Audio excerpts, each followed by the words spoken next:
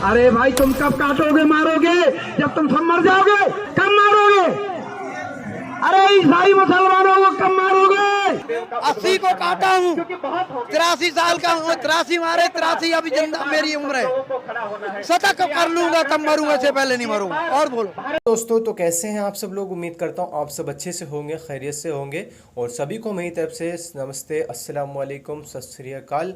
तो फ्रेंड्स, आज का जो है ना मौसम को मतलब कि आज का जो माहौल है कुछ इस तरीके का हो चुका है कि जो खुद यानी कि धमकियां दे रहे हैं, यानी कि खुद बोल रहे हैं कि तुम मुसलमानों को, ईसाइयों को काटो और उनको कुछ भी करो। यानी कि सीधा सीधा सा एक तरीके से ऐसा किया जा रहा है कि मुसलमान को, ईसाइयों को काटो और इनके साथ में जितना ज़्यादा हो सके उतना बुरा व्यवहार करो। क्योंकि अब ये जो है ना इस तरीके के भाषण देने, इस तरीके की हेट स्पीच देनी एक तरीके का दंगा फैलाने के बराबर है। और जिस तरीके से इसने हेट स्पीच दी है, इसको अभी तक के कानून ने, यानी कि अभी तक इसको किसी ने गिरफ्तार क्यों नहीं किया गया है? इसको अगर इस तरीके का स्पीच कोई और अदर दे देता तो अब तक उसको गिरफ्तार कर लिया जाता, लेकिन इसको अभी तक कुछ नहीं किया गया है।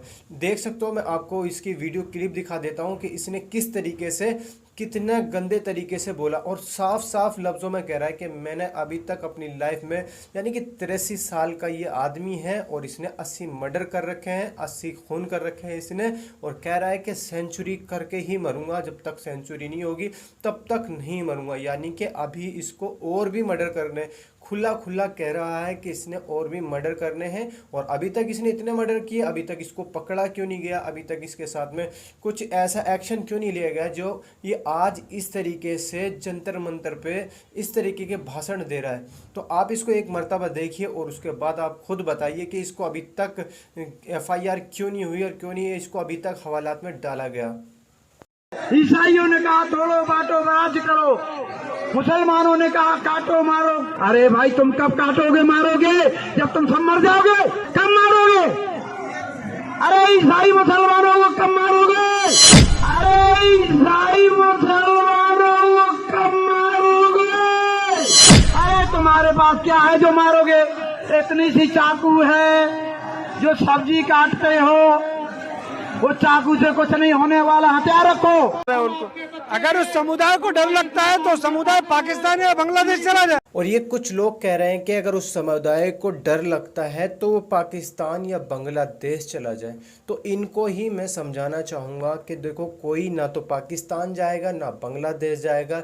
जिनके पूर्वज ही, जिनके माता पिता दादा दादी इस देश में मरे हैं, इस देश में, इस देश की मिट्टी में उनको सब कुछ मिला है, इस देश की मिट्टी में वो अपना आप को फना कर गए हैं, तो वही देश उन लोगों का है जिन लोगों को ये टारगेट कर रहे हैं, जिन लोगों को ये बोलते रहते हैं बार बार कि वो बांग्लादेश चले जाएं, बार बार ये कहते हैं वो पाकिस्तान चले जाएं। क्योंकि पाकिस्तान नहीं उनका देश इंडिया है और वो इंडिया से मोहब्बत करते हैं और इंडिया के लिए ही मरते हैं, इंडिया के लिए ही सब कुछ करते हैं। क्योंकि वो इंडिया में ही पैदा हुए हैं, भारत में पैदा हुए हैं और उनका भी देश भारत ही है। तो उन लोगों के लिए मैं ये कहूँगा। और दूसरी बात है कि हेट स्पीच जो इस तरीके की भाषण देते हैं, इस तरीके की बातें बोलते हैं, तो एक तरीके से वो देश का माहौल ख़राब करना चाहते हैं। तो उन पे कड़ी से कड़ी कार्रवाई की जानी चाहिए, क्योंकि इस तरीके का माहौल पहले से ही बहुत ख़राब हुआ है और इस तरीके का माहौल करने की कोशिश बिल्कुल भी ना करें।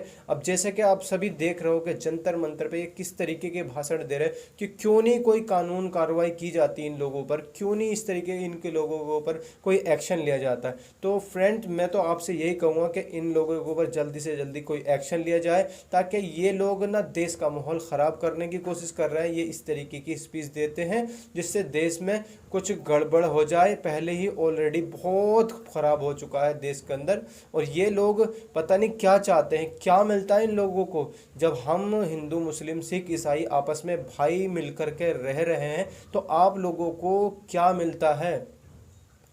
इनसे कोई पूछे तो सही कि इन लोगों को क्या मिलता है हम लोगों में इस तरीके के भड़काऊ भाषण दे करके। कुछ फ़ायदा इनको अगर होता है राजनीति के लिए, अगर ये इस तरीके के भाषण देते हैं तो भाई ये राजनीति आप अपने पास रखें। इस तरीके के भाषण से जो हमारे हिंदू मुस्लिम भाई हैं इनमें आग ना फैलाए। इस तरीके की भाषण दे करके हमारे जो दिल हैं उन दिलों में नफ़रत ना बोए, नफ़रत के बीज ना बोए उसमें।